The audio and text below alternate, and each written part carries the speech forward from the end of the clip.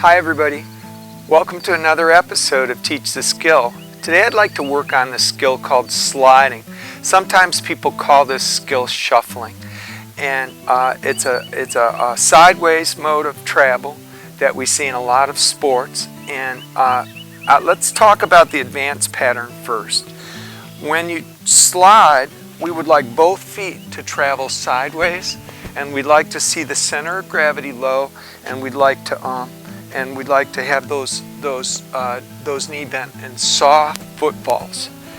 And if I use slide in a warm-up, I may involve the arms in swinging motions, and I'd like to see those be in sync with the feet. And as athletes become more proficient, I want those arms.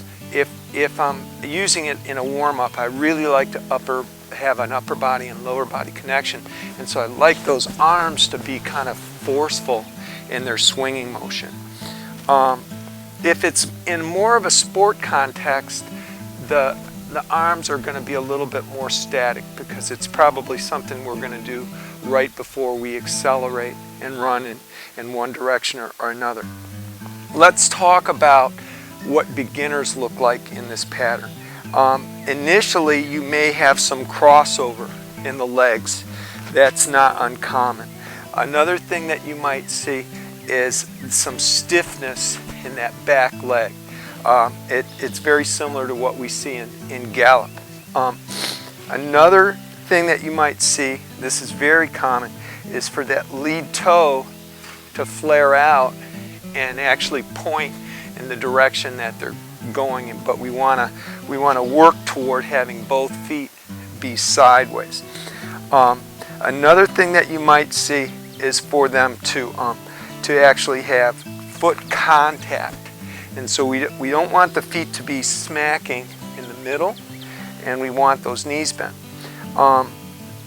So once they have this idea, and we've got our feet sideways, and they're doing they're kind of getting the idea of it, then we have to start playing around with things that are going to pull and stretch this skill and build in the robustness that we like to see in all these locomotor patterns. And so one of the first things I'll ask them to do is to switch their lead foot. So if I'm leading with my right, now I'm leading with my left, and that's easy enough to do by just going side to side. That leads into pivoting, and so if my trail leg comes in front of my body, that's a forward pivot, and so we could ask them to switch and pivot with that forward pivot that I just talked about. You can also do reverse or backwards pivot, where that trail leg swings behind, and so once they have the idea of those pivots, and they can discern the difference between a forward pivot and a backward pivot, what I like to do is start patterning. And so that it might be 1, 2, 3 pivot, 1, 2, 3 pivot, like that, and try to have that be as smooth as possible.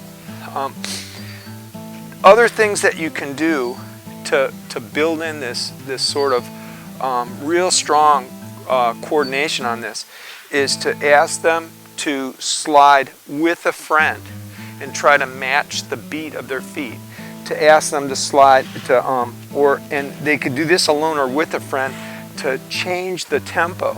And so going faster, slower, longer steps, shorter steps, harder, softer, all these things are going to kind of get them to have more motor control and just a lot deeper coordination of this skill.